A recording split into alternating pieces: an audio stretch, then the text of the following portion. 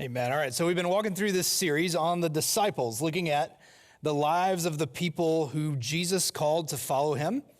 And as we've shared, it's a series about them, but it's really a series about us, because just like them, we are all kinds of different people that Jesus has invited to speak the same words of grace and truth. And so we've been walking through this series. We've been looking at these guys as we've gone along. I want to start with two of them this morning, and then we'll pick up a third along the way. This is the Gospel of John in chapter 1.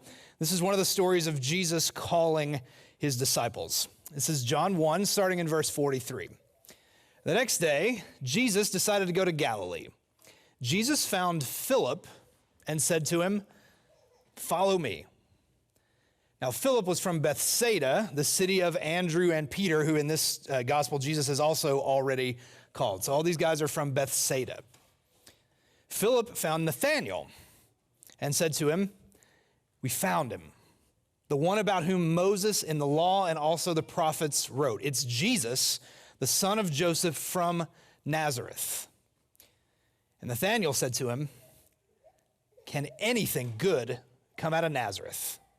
And Philip said to him, "Come and see." So Jesus calls Philip, says, "Follow me." Philip goes to his friend. In this gospel, this disciple's name is Nathanael. In some of the other gospels, this disciple's name is Bartholomew. As we've shared, we have some different kinds of names of people coming through. We have Judas Iscariot and Judas, not Judas Iscariot, and all kinds of different things. The way we really know this disciple is essentially, he's the guy who hangs out with Philip. In some gospels, he's Bartholomew. Here, he's Nathanael. Philip goes to him and says, "We found him. We found the one, Jesus of Nazareth." And Nathanael says, "Can anything good come out of Nazareth?" In the Message, Eugene Peterson's contemporary paraphrase, Philip says, "We found him. It's Jesus, son of the carpenter Joseph from Nazareth." And Nathanael says, "Nazareth? You've got to be kidding me." Philip says to him, "Come and see." Nazareth was an insignificant place. Nazareth was the kind of place where not just, when we say, can anything good come out of there, it's not just, it's not meant to say, can anything like positive come out of there? It's, can anything meaningful come out of there? Because if the Messiah is going to come from somewhere, he ain't going to come from Nazareth. People back then, if they read and studied, they would have said, well, he's supposed to come from Bethlehem, not knowing that that's in fact, of course, where Jesus was born. Or they might have thought to themselves, well, like if Messiah's going to come, he's going to come from Jerusalem, maybe, but like Nazareth, you've got to be kidding me. Because when we talk about being different kinds of people who speak the same languages, one of the languages that human beings know best is looking at somewhere else and saying, well, at least we're not as bad as that. I've shared before, my first job as a pastor, I was in a tiny, remote, isolated community in Virginia. It had, in the 2010 census, they had 685 people lived there.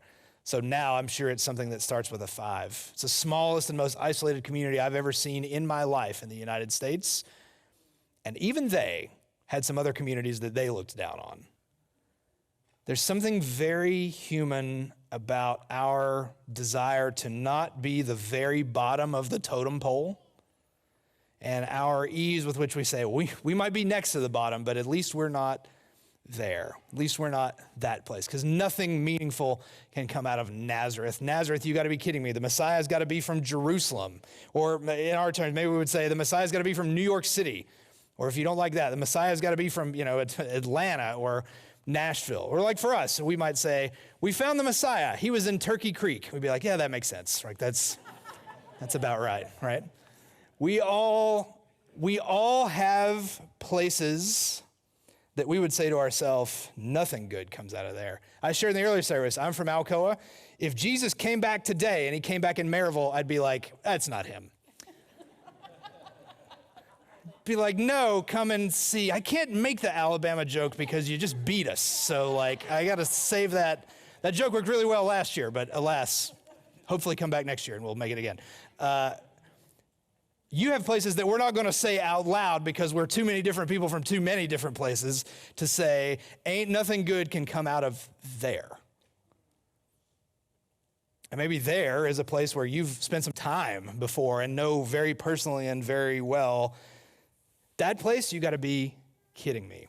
Philip, to his credit, does the thing that I think is embedded in Jesus' own invitation to us, which is when Nathanael says, Nazareth, like, no, man. Philip doesn't say, well, I hadn't thought about that, and yet, like, maybe you're right, okay, like, let's do something else. He doesn't tell Nathanael, like, shh, like, not so loud, dude, I just found this guy, and he's just like, let's calm down. Philip just gives the plain and simple invitation to say, come and see, man. Come and see. Jesus' invitation to all these guys is follow me. That's essentially what's implied. And Nathanael, to his credit, does that. And in the very next verse, we get this. When Jesus saw Nathanael coming toward him, Jesus said of him, now here is truly an Israelite in whom there is no deceit, because Jesus, in fact, does hear everything. In the next verse, Nathanael said, how do you know me? Where'd you get to know me? And Jesus answered, I saw you under the fig tree before Philip called you. Now, we don't know exactly what this means. Maybe this conversation we just heard about, Philip and Nathanael, maybe it took place under a fig tree. Maybe a fig tree, which is kind of synonymous with Israel sometimes.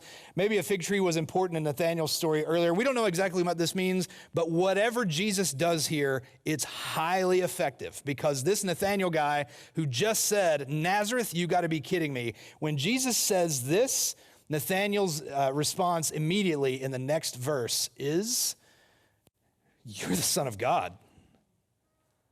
You are the King of Israel, exclamation point, exclamation point. Whatever Jesus does there, a little light Jesus magic trick to say, I did in fact hear you when you said that about Nazareth, and I saw you under the fig tree. It works. And Nathanael is in with 2 exclamation points. And Jesus goes on in the next verse to say this, you believe because I told you I saw you under the fig tree? Oh, you'll see even greater things than these. Jesus said to him, very truly I tell you, or truly, truly I tell you. It's the first time Jesus says that in the Gospel of John. It's something he says all the time. Truly, truly I tell you, you, Nathanael, will see heaven opened and the angels of God ascending and descending on the Son of Man. Jesus calls Philip, says, follow me. Philip goes to Nathanael and says, we found him. Nathanael says, that's not him. You got to be kidding me. Philip says, come and see. Nathanael comes and sees. And Jesus tells him a tiny bit about his past, and Nathanael's convinced fully. And Jesus says, just you wait. Jesus doesn't do the magic trick bit and then be like, yep, I'm the one, and because you hated on my hometown, get out, right? You judge Nazareth, you can't ride with me, right? He doesn't do any of that. He doesn't scold him for it. In fact, listen, the first person in the Gospel of John to say, are you sure about this guy, is one of the disciples. And Jesus calls him. Jesus calls someone who looked at the place he was from and said, man, nothing good can come out of there. And it gives me great hope, because when we've had these moments in our lives where we feel like nothing good can come out of here, or nothing good can come where I'm from or whatever, Jesus knows about that. And not just because he's Jesus and he knows everything, but because he's from Nazareth, man. He knows that story of they're looking down on me already and they don't even know me because I'm from that place, or I was part of that thing. One of Jesus' disciples is named James. James and John, along with Peter, will make up Jesus' inner circle. They become very tight and are there for all these really meaningful moments. And another one of Jesus' disciples is also named James. And history has unfortunately called that second James, James the Lesser. Which would you rather be? Judas, not Judas Iscariot, or James the Lesser? Neither is good, right? And let me point out, we did that. We, the church, did that. Jesus doesn't look at these guys and say, James, follow me. James the Lesser. Also you, come with me over here, right? Like, Jesus doesn't look at, the first week of this, we looked at Judas, not Judas Iscariot. We call him that. we the church, we church history, even the Gospel of John, but Jesus doesn't look at that guy and say, we're going to need to separate you out from this other guy, so let's give you this name so you'll know. Jesus calls all of these guys to follow him, including the guy that judged his hometown. And we would have enjoyed it, right? If Jesus was like, you had your chance, get out. Tells him to follow Philip, the one who starts this whole thing, and even the lessers, because Jesus knows what it's like to be from a lesser place. When we start talking about Thanksgiving and Christmas, maybe you are a little like me and maybe a little like all of us, which is to say, when we start talking about Thanksgiving and Christmas, our blood pressure starts to rise just a teeny bit, because maybe we're thinking about tables that we're going to be around, and there's going to be people at that table that are going to judge me. Or you ever have the thing where you haven't seen somebody in a while, and then you run into them and they ask you how you're doing or what you're doing, and you don't want to tell them because you don't like the answers.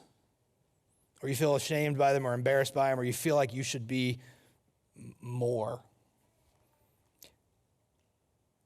Jesus knows what it's like to be looked down on from the get-go. He doesn't just know what it's like to be looked down on when he's being crucified. He knows what it's like to be from Nazareth. And that doesn't stop him an inch, not only from being the Messiah, but from calling all kinds of people, including people who would have looked down on him for that very reason. And whatever answers we don't want to give at Thanksgiving, as we said in the early service, if you've got that situation at Thanksgiving, you just come here and eat with us, and don't invite those people to come here, and it'll be great. But whatever that situation is, Jesus doesn't look at us and say, maybe next year. The invitation is follow me. And if he will invite a zealot and a tax collector and this guy who hated on his hometown, and not just Judas, not Judas Iscariot, but Judas Iscariot, who we'll talk about next week, he invites all of these guys to follow him. And I promise you, that is a wide enough space for him to invite you to. A guy who came from a place where they believed nothing meaningful could come from speaks into the lives of these people, these 12 guys, and gives them and gives us the greatest meaning that they and we will ever know. Now, one more thought about this. When Jesus says to Nathanael, oh, you'll see greater things than this, the thing he gives him as an example of a greater thing is you will see heaven opened up and angels ascending and descending on the Son of Man. Ascending and descending is a very, specific phrase. He doesn't say you'll see him going up and down. He says ascending and descending. And he uses that specific phrase for a very specific reason, because it connects to a very specific story that Nathanael and Philip and any Jewish person, and I bet some of us, know this morning. Way back in the Old Testament, in Genesis, in the very first book of the Bible, there's a story in Genesis 28 about a man named Jacob. Jacob would have had some awkward Thanksgivings too. Jacob would have not been invited to some places. He would have not been invited to some places, some for reasons that were not his fault, some for reasons that were definitely his fault. And he's just kind of lost and wondering. And in Genesis 28:10, it tells us that Jacob left Beersheba and went toward Haran. He came to a certain place, stayed there for the night because the sun had set. He took one of the stones of the place and put it under his head and laid down in that place. And he dreamed that there was a ladder, or a stairway, if you like, set up on the earth, the top of it reaching to heaven, and the angels of God were ascending and descending on it. When Jesus uses ascending and descending, he's talking about this story. Jacob's ladder, or a stairway to heaven. I said in the early service, we missed the opportunity to do some Zeppelin up here this morning. Maybe we'll catch that sooner next time. This is not an obscure, but a strange Old Testament story. It's a dream, and it tells us that he's just in a certain place. So this is not the sort of thing to suggest that there is a physical point hidden out there somewhere where heaven and earth touch, and our job is to be Indiana Jones and go find it and locate it and reveal all the secrets. It's a dream, and he's just somewhere between Beersheba and Haran. But this dream suggested in the first book of the Bible, in a very Old Testament sense, that there was some way that heaven and earth could touch. That the realities of the way things are here and the realities of the way we'd like things to be, really the way God would like things to be, that in some way those two realities could in some way touch. And God reveals all that to not, Abraham or not the very, very, very best of us, but a wandering deceiver guy out just in a certain place. It's a story about heaven and earth touching. So when Jesus says, you'll see angels ascending and descending on the Son of Man, what Jesus is trying to communicate is the place where heaven and earth touch now is him. But Nathanael, when he says you'll see even greater things, you'll see this. Okay, so where does he see it? Because Nathanael is not with them when they go up the mountain and Jesus is transfigured. If you know that story, we'll talk about that story in a couple weeks, where Peter, James, and John see Jesus transfigured, but Nathanael's not there. So really the only place that Nathanael would have seen this kind of thing happen is at the end of Jesus' earthly life, when he's crucified and resurrected, and then he is going to ascend up into heaven. And in that story, essentially as heaven opens up, Jesus, risen from the dead, says, all authority in heaven and earth is given to me. Now you go and make disciples. Jesus ascends to heaven, and what descends in that story is the Holy Spirit.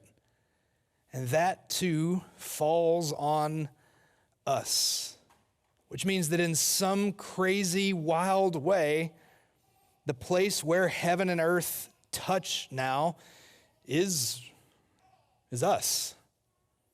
Because your body is a sacred place, because the Holy Spirit lives there.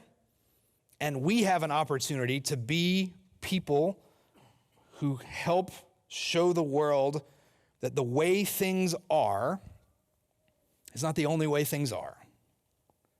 And that something about the way things should be or will be or God wills them to be can in fact break through in this life.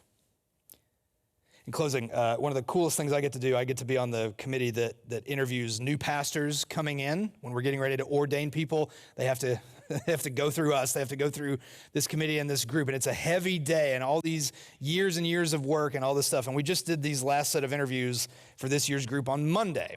It was a great group of when Dawson said earlier, he feels old. It makes me feel old to be like, it's a great group of young kids coming in, new pastors and all that stuff. One of the people in particular whose paperwork I read said this amazing thing that I underlined, which is the church is the place where light breaks through best. It's not the only place where the light breaks through, but the church is a place where the light breaks through best. Now listen, we work hard in here to help the light break through in this room for an hour every Sunday morning. And they do that in the bubble and in the traditional sanctuary with the youth as well. But don't forget that thing we learned best in the pandemic, which is that the church is not a building. The church is us. And that whole Gospel of John passage starts, chapter 1, the come follow me, Nazareth, can anything good? Before all that happens in chapter 1, one of the first things we're told is that the light shines in the darkness, and the darkness cannot, has not, will not overcome it. When we say that the church is the place where the light breaks through best, that's us and our lives. It's the lives of the people we look up to, the people where we say, man, if I had their faith, that would be amazing. They're so powerful, they're so resilient, they're so faithful. It's those lives, and Jesus calls those people, better believe it. But Jesus calls all kinds of people, including us, when we think to ourselves, nothing meaningful can come from here. At least not right now. Because he knows what that's like. And he looks at someone who judges him for that and says, follow me. We get a chance every day to be the place where the light breaks through best. as is in the nature of the way light's talked about in the New Testament, not so they'll look at us and think, man, that person's amazing. What a great Christian. But so they'll look at the light within us that comes only from God and see ways in which they too, in their lives, in their mess, in their moments, in their whatevers, might also be invited by Jesus to hear, follow me. Come and see.